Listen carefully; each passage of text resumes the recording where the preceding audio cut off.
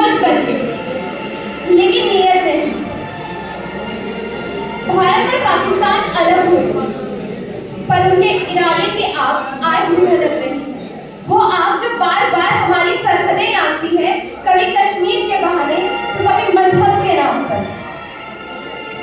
कश्मीर हमारे वजूद का मुकुट, पर पाकिस्तान बार बार उसे हथियाने के सपने देखता रहा, कभी आतंकियों के जरिए तो कभी युद्ध के बहाने। 1971 में जब उसने पूर्वी पाकिस्तान में अत्याचार की सभी हदों को पार कर दिया, भारत ने हस्तक्षेप किया और बांग्लादेश का जन्म हुआ। एक देश के अत्याचार ने भारत की इंसानियत को जगा दिया। 1999 पाकिस्तान ने फिर पीठ में छुरा मौका। कारगिल की बर्फ में छुपे उन सैनिकों ने हमारी जमीन पर कब्जा करने की कोशिश करी, पर उन्हें नहीं पता था कि भारत का जवान बर्फ की तरह शांत और बारूद की तरह विस्फोट होता है। हमने न केवल हमारी चोटियां वापस ली, बल्कि दुनिया को दिखा दिया भारत किसी का एहसानमंद नहीं, बल्कि हर हमले का मुंहतोड़ जवाब देने में यकीन रखता है।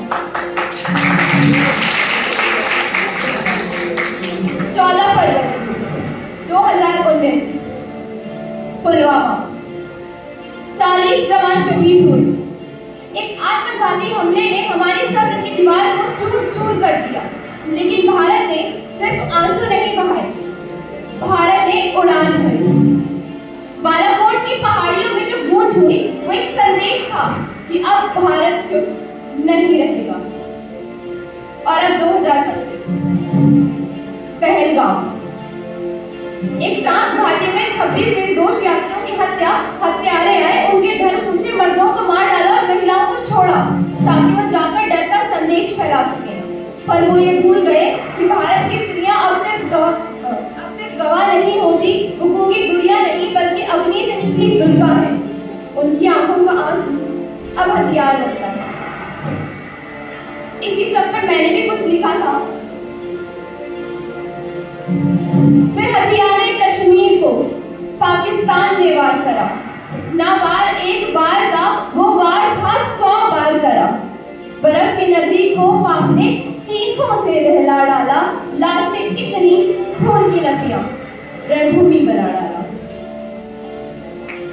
वो लोग, वो परिवार, वो दोस्त जो कश्मीर गए होंगे, वो सुहागन जो एक नई जिंदगी की शुरुआत में कश्मीर गई होगी, वादियों में घूमती, उसे क्या पता था कि जब वो लौटेगी वो सुहागन से विधवा बन चुकी होगी। जिस बच्चे ने पहली बार माँ बाप को वादियों में घूमने भेजा होगा, उसे क्या पता था कि उसका तौबा उसे ही अनाथ बना देगा।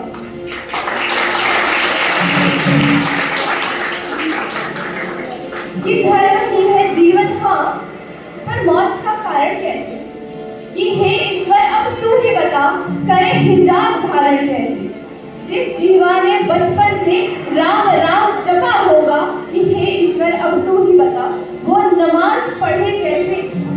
ना समझी थी उन लोगों की जो हिंद पर प्रहार करा, यमराज को दावत देने को खुद ही था तैयार करा। जब शांत था सब कुछ, अमन शांति में फिर ऐसा गर्जन क्यों? नाम पूछा 26 से, फिर लहू बताई बदल। निकले तो हिंद से ही थे, फिर लड़ना ही तासीर क्यों? सहारा ना बनाया रे, फिर आतंकवाद तस्वीर क्यों? मुझे भी मार दो, मेरे पति को मारकर मुझे क्यों जिंदा छोड़ा?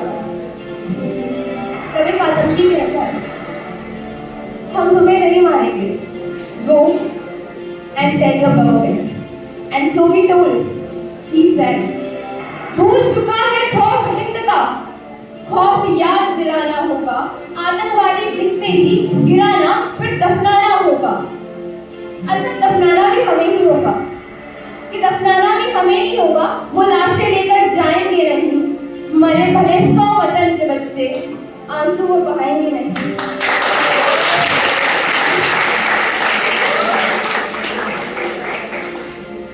Now let's come back to home.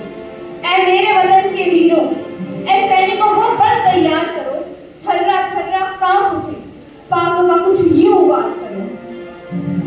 कभी इसे तो कभी उसे सफाइयां देनी होंगी। हाँ, मैं दे दूंगा। कभी इसे तो कभी उसे सफाइयां देनी होंगी। हाँ, मैं दे दूंगा। मेरी बेटी का सिंदूर मिटाया है, बदला तो लूंगा। जीत चुका है भारत फिर से, हारना जाना ही नहीं था। अमन की भी अगर प्यास थी तो सिंदूर मिटाना ही नहीं था।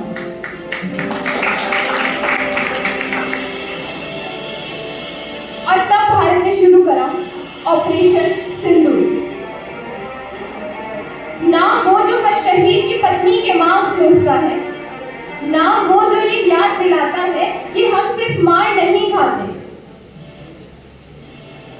हम मारते भी हैं।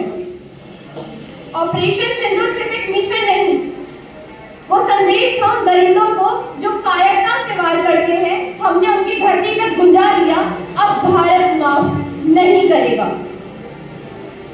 ये नया भारत है जो पहले समझाता है, फिर समझाता है, पर जब सब्र टूटता है तो उत्तर देता है, लहू से, लौ से, ललकार से।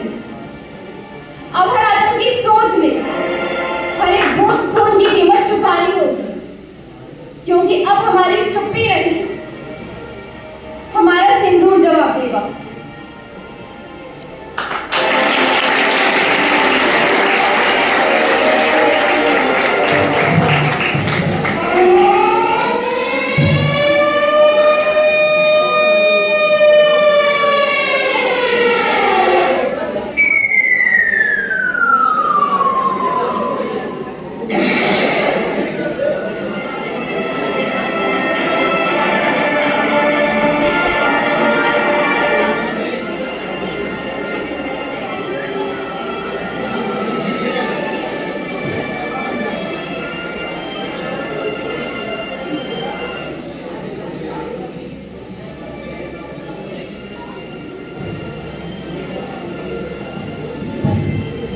सुप्रभात देवी और सज्जनों, मैं कर्नल सोफिया कुरैशी और मेरे साथ विंग कमांडर योगिता सिंह आज आपको 6 से 7 मई 2025 की रात 1:05 से 1:30 बजे के बीच भारतीय सैनिक बलों द्वारा अंजाम दिए गए ऑपरेशन सिंदूर के बारे में जानकारी देंगे। ऑपरेशन सिंदूर 22 अप्रैल को पहलगाम में हुए विभत्स आतंकवादी हमले के शिकार उनके परिवार को न्याय देने के लिए लॉन्च किया गया था। इस कार्रवाई में 9 टेररिस्ट कैंप्स को टारगेट किया गया और पूरी तरह से बर्बाद किया गया। These technology weapons with careful selection of warheads was ensured so that there will be no collateral damage. The point of impact and each of the target was a specific building or a group of buildings. All the targets were neutralized with a clinical efficiency, and the results recreate the professionalism of the Indian Armed Forces in the planning and execution of their operation. No military establishment were targeted. India has demonstrated consumer restraint in its response.